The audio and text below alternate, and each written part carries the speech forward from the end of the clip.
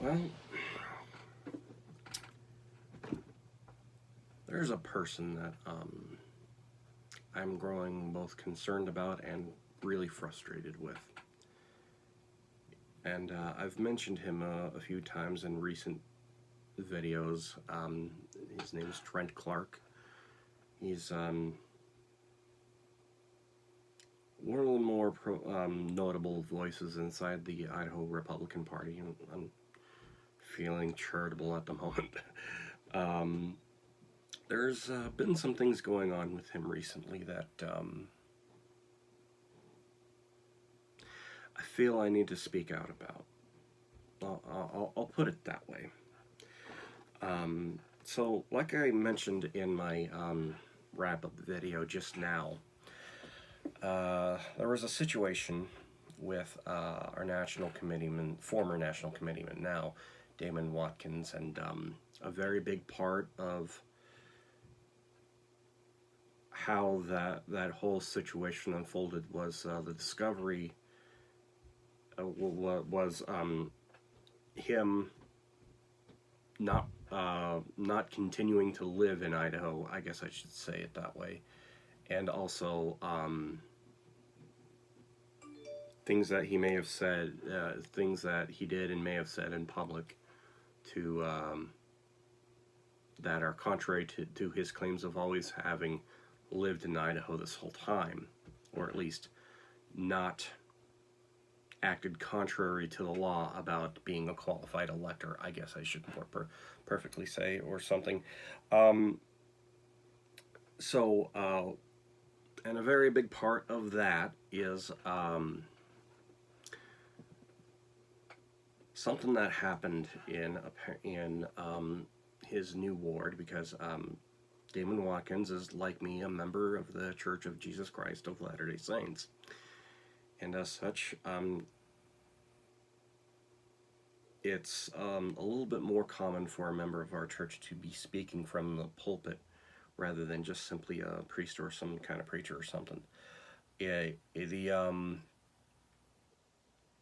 said from the pulpit at his ward out in Oak Ridge, North Carolina, that he had moved himself and his family to pulled up the roots and planted them there in Oak Ridge, North Carolina.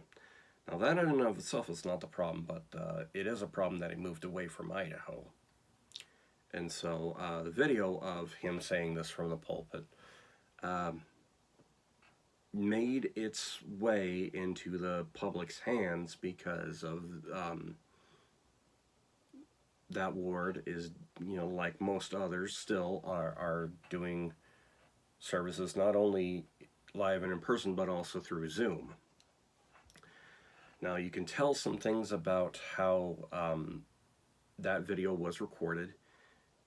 It was definitely being played on a computer screen, a large window behind whoever's recording it with their phone, because there's a glare, and you can see some other things, but there is this video that exists. And to be perfectly honest, that is a bit distressing that this happened the way that it did, because now everybody's going to start sniping each other with possible things that they said in the middle of services at the Church of Jesus Christ of Latter-day Saints, because this is just going to be because there are a lot of members of that church that are in public positions for one way or another. Some are elected, and when you're elected to anything, even dog catcher, some people are nipping at what you're doing, and they might take apart what you said and have it mean something else and whatnot. See, there's a whole lot of things that could go wrong with how it is now, and I had these very reservations back when we started doing Zoom meetings in near the beginning of 2020. But no use of hammering that point, though. So I think I've fully explained what that video actually is. It's him admitting that yes, he in public, roughly, that he did in fact move away from Idaho to another place across the country. It doesn't necessarily matter that it's Oak Ridge, North Carolina. It just matters that it's a heck of a long way and not Idaho. With Trent himself making a lot of noise about this, and some of it's understandable, some of it's not. I first should not. I have to admit right now that I absolutely should not have engaged with such an unskilled and unaccomplished troll, rather. That's on me. I should not have been engaging him through most of this, either through the Facebook or what have you. I should not have been engaging him. That's on me. However, because I do like to think of myself as somebody who would at least be charitable when it's appropriate, I did try to take the most charitable interpretation of Trent's words through all this. And I'm not going to go back through every comment, every post that he made, but what have you. But I did try to take the most charitable view of the interpretation of Trent's words and actions, and consulted with people I trust on the matter, and engaged the more instead of running my mouth more online, I engaged and consulted with people in the more appropriate parts of the church, inside the actual hierarchy of the church. When I did this, though, it became quickly clear that while it was a bit distressing that this video release happened, shouldn't have happened, but it did, nothing would be done and nothing should be done about it, except for maybe the local leadership in the ward in North Carolina. However, that is under their own purview and responsibilities, and only their purview and responsibilities. Nobody who lives out here in Idaho has any authority over what's really going on over in a ward in North Carolina. And that is a really big presumption that Trent Clark should not have made. Trent in this has attempted to quote church policy on related and some barely related matters. Some strange interpretations have come out of this, not the least of which, I wrote least instead of least, but not the least of which has involved the presumption of positions and possible statements from church leadership. And if you're a member of the church, you already know why that's pretty bad, if you've presumed as much. But there's no reason to expect church leadership to take action to take the video down. There's no reason to presume that they'll do that. And in case somebody tries to bring up the history on this, and in church history, there have only been very certain circumstances in which they ever did engage the law to try to take something down, either some inconvenient newspaper article or some video or what have you. It has happened, but it's rare for the church to do that. And we could go over the reasons for that, but there have been only certain circumstances which they ever did, and we should not presume to have perfect knowledge of those times and why they did. To presume otherwise is to deny the Lord's pretty specific direction as to the organization of the church itself. I'm being dead serious when I say that too. If they're trying to make some kind, either Trent and people near him, if they're trying to make some kind of fruit of the poison tree argument, they should forget it. There are several reasons why that argument won't work if it were pursued. And I think Trent knows what those reasons are. It might take him a little bit of introspection, might take him a little bit of calming down to remember. But I bet if he searched in himself, he would figure it out. It would be best for Trent to stop, to drop this, unless he can make the argument that he was personally harmed by this situation. He is very clearly not a victim here. And nobody in this story is. Nobody is a victim in this. Except for maybe other members of that ward in North Carolina, but it's not entirely clear that they would be either. But nobody in the story is a victim, and so that argument is very unlikely to be honestly made. And yes, just in case it is unclear, I'm saying that anybody professing to be a victim in this situation is not being honest, either with themselves or with others, and it's entirely possible both. But there has to be a not small amount of dishonesty to get to that position. It should be noted here that not one of the people on Trent's side of this ever engaged the proper person for the issue of North Carolina's ward Zoom meeting being recorded. Not one of them tried that. Take a guess as to how I found that out. Trent made several dilatory and time-consuming motions, some relating to this, some not. And statements at the special election meeting. My video just skipped there for a second, but I'll keep going. And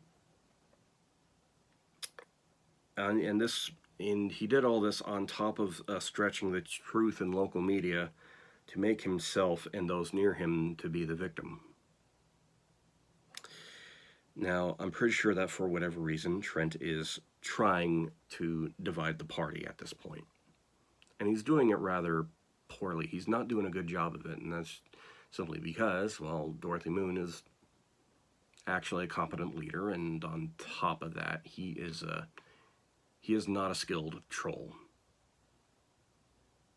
And yes, I've determined that he would have to be, this would have to be some kind of troll in order, as far as what he's doing. So, sooner or later, these efforts of his will produce results. Take a guess as to what they'll be, though. It's really petty, it's pathetic, and it's un-Republican. So, and I've only barely touched on the really big angle of this so far in this video. I'm 13 minutes into it from what I see here, but I'm not going to spell out what it was, but there have been some pretty devastating life events for Trent in recent times, and that could very understandably make him lose his mind, as it were. There's,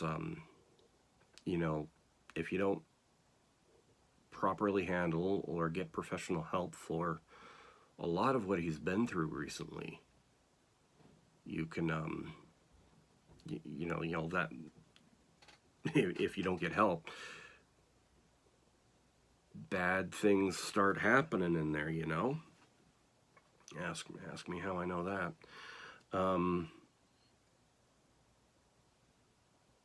So I'm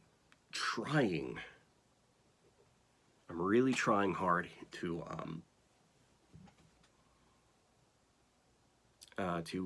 have mercy, and I'm trying to pity him in this, because Otherwise, I have to go full bore against such dishonesty, such dishonest actions, and such trolling and what have you. Somebody near him needs to take take both shoulders and say, this is not what a healthy person does. What you're doing, Trent. Somebody near him. I don't know what his family situation is now or anything like that, but either some family or some close friend, they need to sit him down, or they need to shake him and say, hey, this is not what a healthy person does. You need help. You need professional help. You are not dealing with this properly. You are, not only are you lashing out at people in the political space, but you're also losing your mind while you're doing it. And I don't, and what he's been through, it is quite understandable how you wouldn't ever get completely over it. However, what he's doing now is definitely not the best way to handle it. I think somebody needs to talk to him. And that's, and it's not like, and here's the troll in me coming out. It's not like I actually directly care either. But most people in this story are going to be a lot better off, especially him, if he takes care of his issues. And that's not to talk down to him. I mean, people have that kind of thing. Most people will have that kind of thing happen to them in their lifetime. And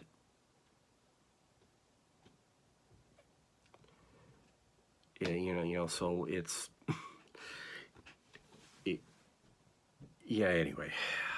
anyway, I could go on forever about that specifically, but I don't. What he's doing is definitely against the interests and purposes of the Idaho Republican Party, and he's going to keep going. He's going to keep going, and it would more or less be okay if he was just going to if this was just going to affect him, but it won't.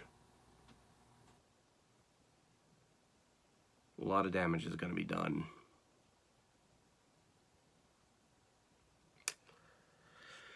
But I've been talking about this for about 18 minutes now, so I'm going to stop here. Probably watch this video over again just so that nothing makes just so that nothing bad makes it through, and then I'll probably be uploading both videos here shortly. In either case, y'all have a good night.